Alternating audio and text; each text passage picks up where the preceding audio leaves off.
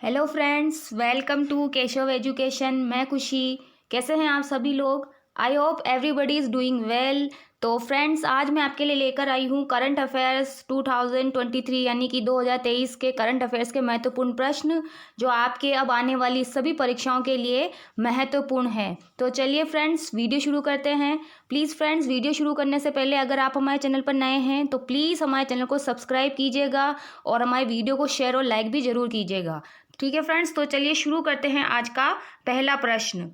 आज का पहला प्रश्न है करंट अफेयर्स का। हाल ही में किस राज्य में 1300 साल पुराना बौद्ध स्तूप मिला है? तो आपके ऑप्शन हैं ओडिशा, बिहार, कर्नाटक या छत्तीसगढ़। तो बताइए फ्रेंड्स, इसका सही जवाब क्या होगा?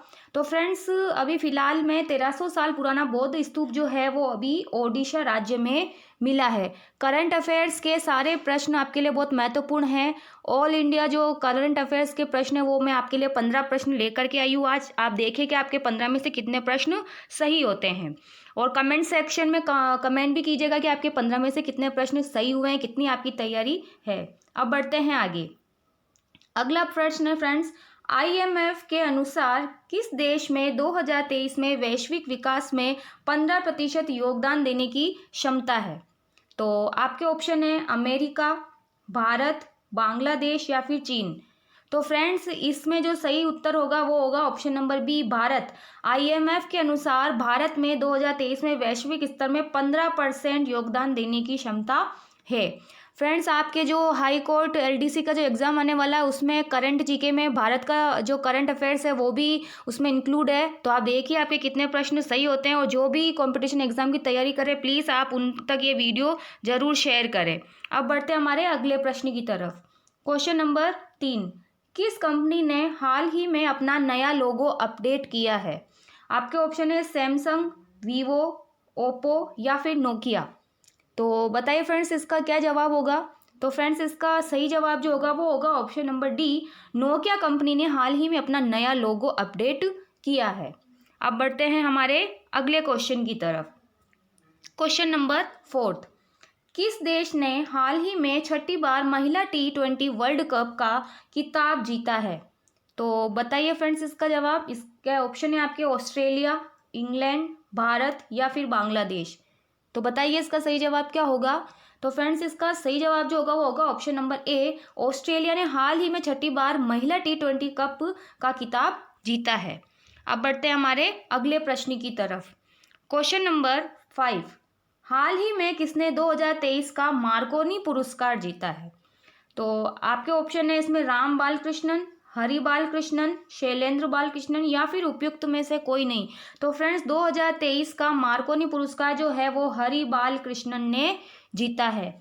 ये इसका सही जवाब है। और अब बढ़ते हैं हमारे अगले प्रश्न की तरफ।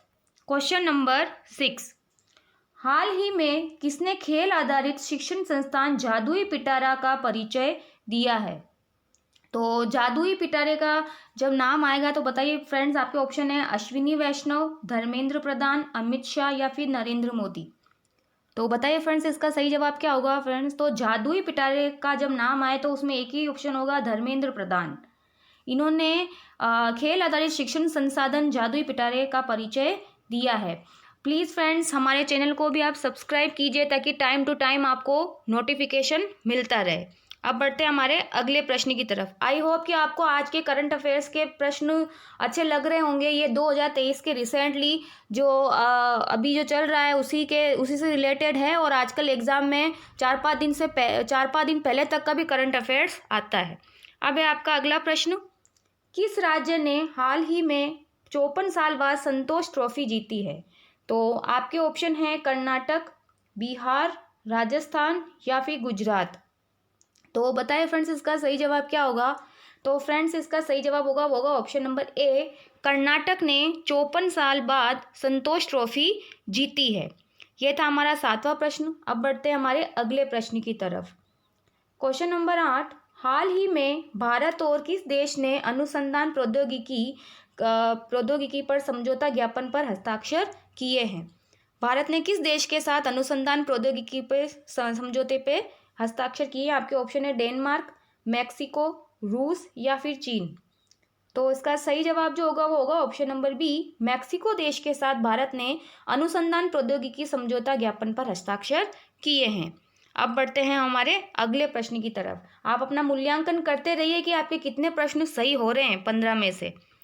अब है क्वेश्चन नंबर 9। हाल ही में किसने as good as my world a memoir नामक पुस्तक लिखी? ये मोस्ट इम्पोर्टेंट क्वेश्चन है फ्रेंड्स, आपको ये बुक के रिलेटेड क्वेश्चन आते हैं। तो as good as my world a memoir नामक पुस्तक जो है किसने लिखी है? आपके ऑप्शन है K M Chandrashekhar, B M Chandrashekhar या डी एम चंद्रशेखर या फिर उपयुक्त में से कोई नहीं।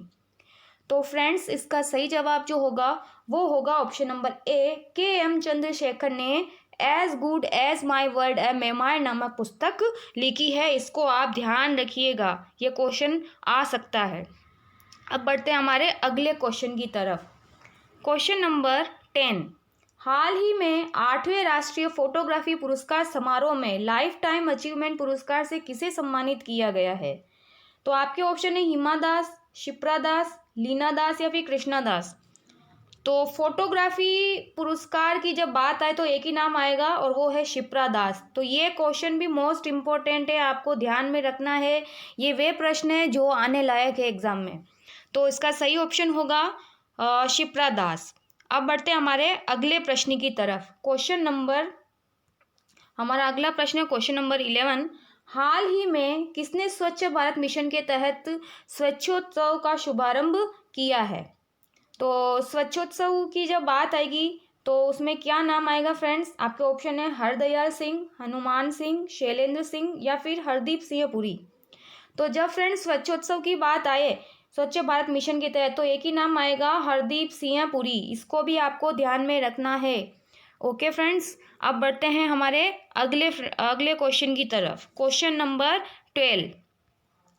पेटीएम ने हाल ही में वित्तीय समावेशन को बढ़ावा देने के लिए किस राज्य सरकार के साथ समझौता किया है? तो आपके ऑप्शन है आंध्र प्रदेश, राजस्थान, महाराष्ट्र या फिर उत्तराखंड। तो फ्रेंड्स पेटीएम ने हाल ही में वित्तीय समावेशन को बढ़ावा देने के लिए आंध्र प्रदेश राज्य के साथ में समझौता किया है। ये सभी मोस्ट इम्पोर्टेंट क्वेश्चन है फ्रेंड्स, आप सभी इनको ध्यान से पढ़ें। अगर आपको नहीं पता है तो इसको आप ज़रूर याद करें। अब बढ़ते हैं हमारे अगले प्रश्न की तरफ। Question number 13। किसने हाल ही में राष्ट्रीय फोटोग्राफी पुरस्कार प्रदान किया है? किसे हाल ही में राष्ट्रीय फोटोग्राफी पुरस्कार प्रदान किया है? तो आपके ऑप्शन है doctor L Murugan, doctor S Murugan, doctor के मुरुगन या फिर डॉक्टर बी मुरुगन। तो राष्ट्रीय फोटोग्राफी पुरस्कार जो है हाल ही में वो डॉक्टर एल मुरुगन को दिया गया है। ये था हमारा आज का 13 क्वेश्चन। अब बढ़ते हैं हमारे अगले क्वेश्चन की तरफ। Question number 14। हाल ही में नौसेना कमांडरों का पहला संस्करण किसने शुरू किया है? तो फ्रेंड्स इसमें आपके चारों ऑप्शन है राजनाथ सिंह, नरेंद्र मोदी, अमित शाह या फिर उपयुक्त में से कोई नहीं। तो फ्रेंड्स ये तो नौसेना कमांडर की जब बात आ रही है तो यहाँ रक्षा मंत्री की ही बात होगी। तो राजनाथ सिंह जो है इसका सही जवाब होगा, जिन्होंने नौसेना कमांडरों का पहला संस्करण शुरू किया है। ये था हमारा 14 नंबर का क्वेश्चन। और आज का हमारा अंतिम प्रश्न है, हाल ही में किस राज्य सरकार ने इलेक्ट्रिक वाहनों की खरीद पर रोड टैक्स और पंजीकरण माफ करने की घोषणा की है? ये भी मोस्ट इम्पोर्टेंट क्वेश्चन है फ्रेंड्स।